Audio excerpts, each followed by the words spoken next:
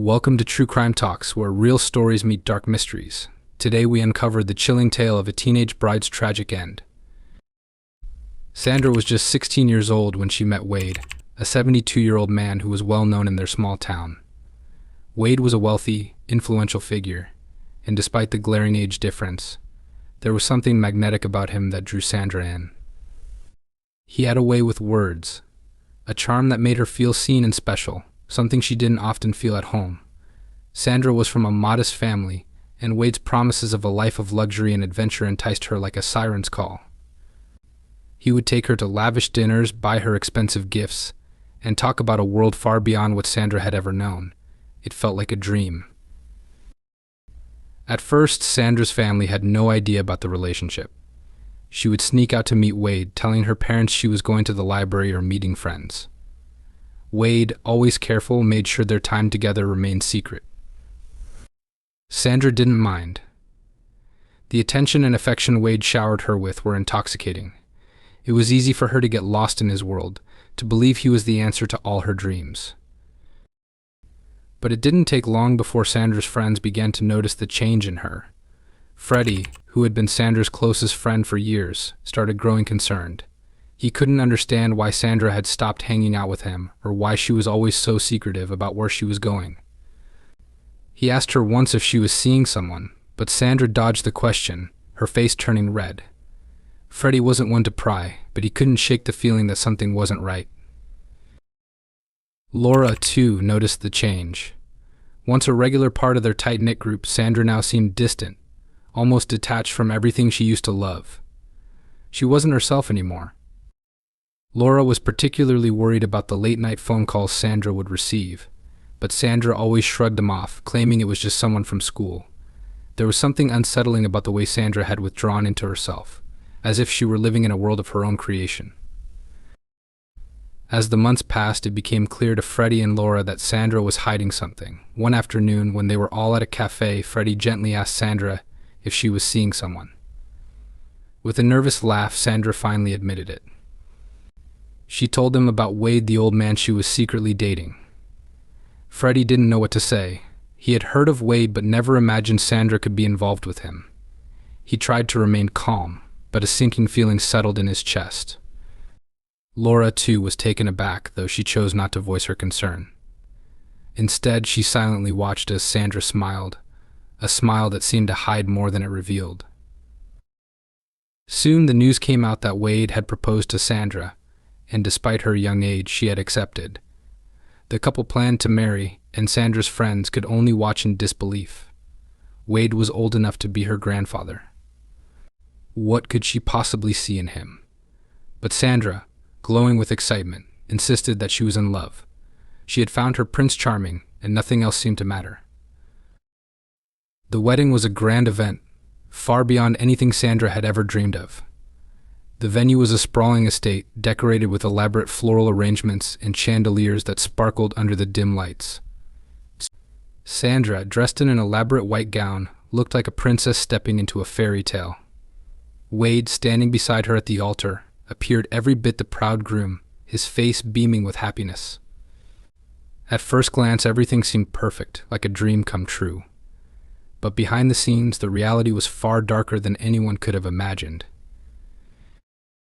The wedding guests whispered among themselves, unable to ignore the stark age difference between the bride and groom.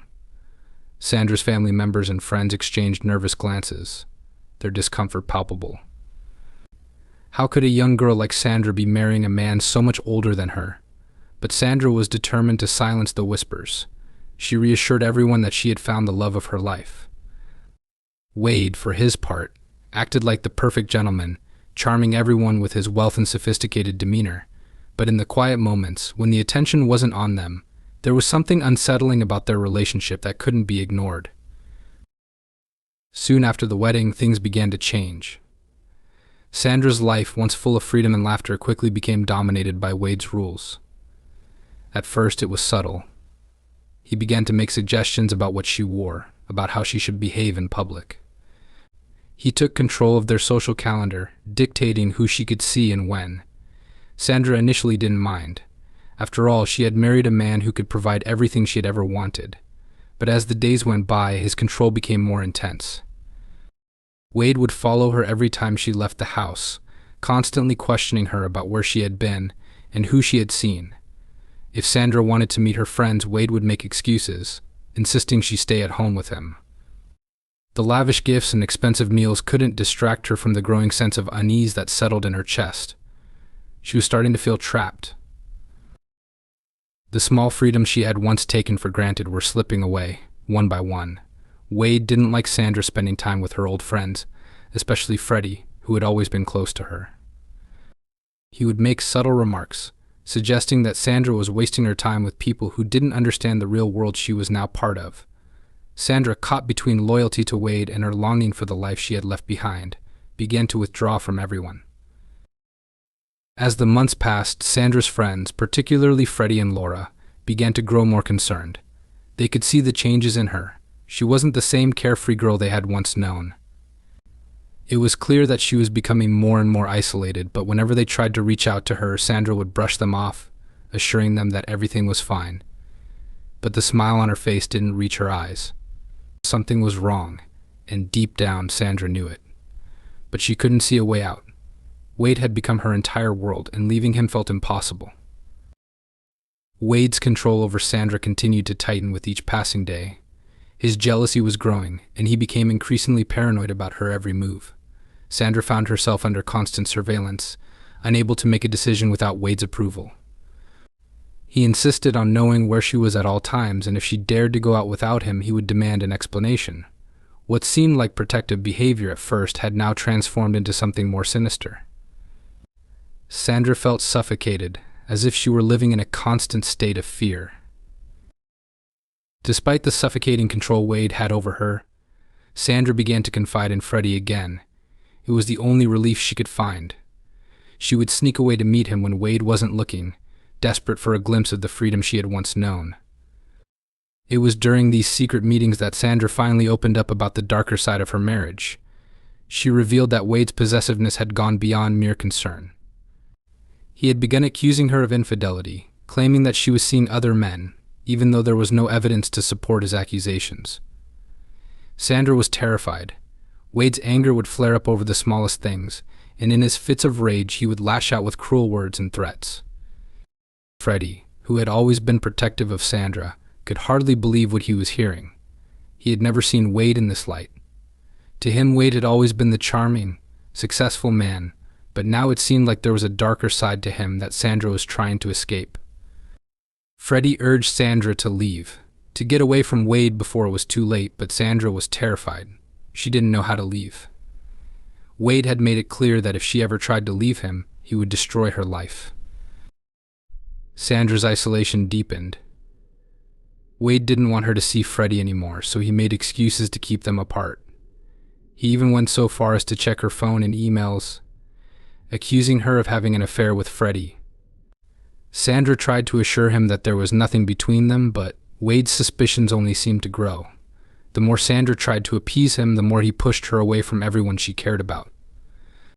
In an attempt to reassure herself that everything would be okay, Sandra tried to tell herself that she could handle Wade's behavior, that it was just part of their relationship. But deep down, she knew something was wrong.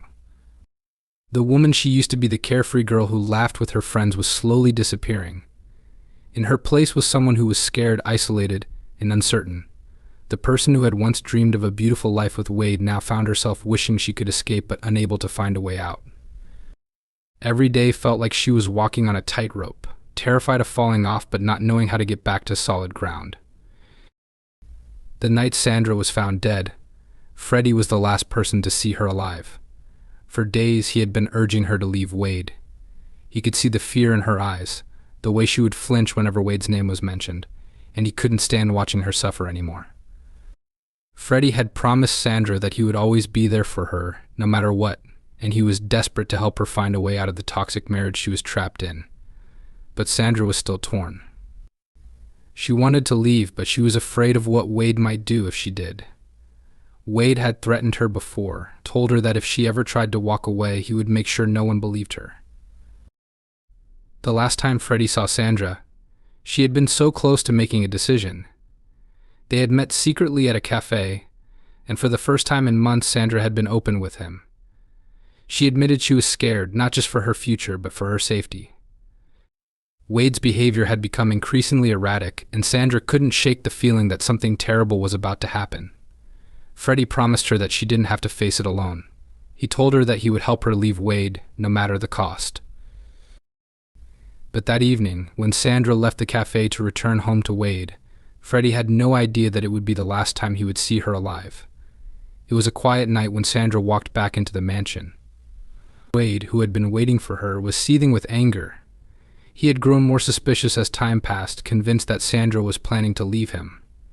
The tension between them had been building for weeks, and that night it reached a breaking point. When Sandra stepped through the door, Wade confronted her, accusing her of betrayal once again. He demanded to know where she had been and who she had been meeting. Sandra, exhausted and fearful, tried to calm him down, but Wade was beyond reason. His jealousy had consumed him, and it wasn't long before the argument escalated into violence. Sandra had never seen him like this before. His anger was uncontrollable, his rage terrifying. The details of what happened in the house that night are unclear, but the aftermath was undeniable. Sandra was found lifeless, her body showing signs of brutal abuse. Wade claimed she had fallen down the stairs, but the authorities quickly discovered that her injuries were far too severe to be the result of an accident. There was no denying it. Sandra had been murdered. Freddie, who had been waiting for a call that never came, was devastated when he heard the news. He couldn't accept that Sandra was gone. It didn't make sense. Wade had always been so calm, so charming. How could this happen? But Freddie, heartbroken and suspicious, began to piece together the clues. He knew that Wade was lying. Sandra's death was no accident, and Freddie was determined to find out the truth, even if it meant going up against the man who had once seemed so untouchable. As the investigation into Sandra's death unfolded, a shocking twist emerged. Wade, the man who had once been seen as a pillar of the community, became the prime suspect in the murder of his young wife. At first, the police had no concrete evidence to suggest foul play. Wade's version of events, claiming Sandra had accidentally fallen, seemed plausible to those who didn't know the full story. But to those who cared for Sandra, including Freddie, it was impossible to ignore the signs that something darker was at work. Freddie, devastated by the loss of his friend, couldn't shake the feeling that Wade had been involved in her death. He knew Sandra better than anyone and could tell that she had been terrified in the days leading up to her death. Freddie began digging deeper, reaching out to others who might know something about Wade's past. What he uncovered was horrifying. Wade had been hiding his true nature all along. He had been involved in shady business dealings, and there were whispers of other relationships where his controlling and violent behavior had surfaced. It became clear to Freddie that Sandra wasn't the first woman to be manipulated by Wade, and she wouldn't be the last if he wasn't stopped. The investigation took a shocking turn when Laura, Sandra's friend, came forward with information that would change everything. Laura revealed that she had overheard a conversation between Wade and another man, a conversation that suggested Wade had been planning Sandra's death long before it happened. They had spoken in hushed tones about how Sandra's inheritance would be his once she was out of the picture, and how it was only a matter of time before he would get rid of her. Laura had tried to ignore what she had heard, brushing it off as paranoia, but now it was clear that the worst fears had come true.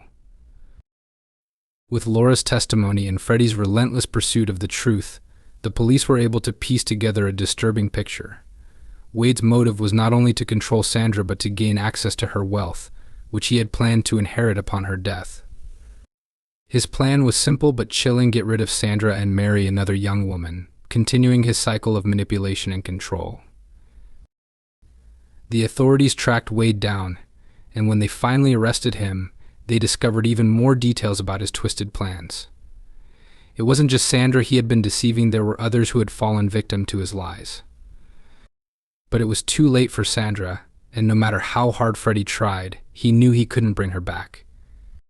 Wade was charged with murder, and justice was served, but the toll it took on Sandra's friends and family was immeasurable. Freddie, though relieved that Wade would face the consequences, couldn't help but feel guilty that he hadn't been able to save Sandra sooner. The town was left in shock, wondering how someone so charming could have hidden such darkness for so long. But for Freddie and Laura, the haunting memory of Sandra's death would stay with them forever, a reminder of how a twisted love story had ended in tragedy.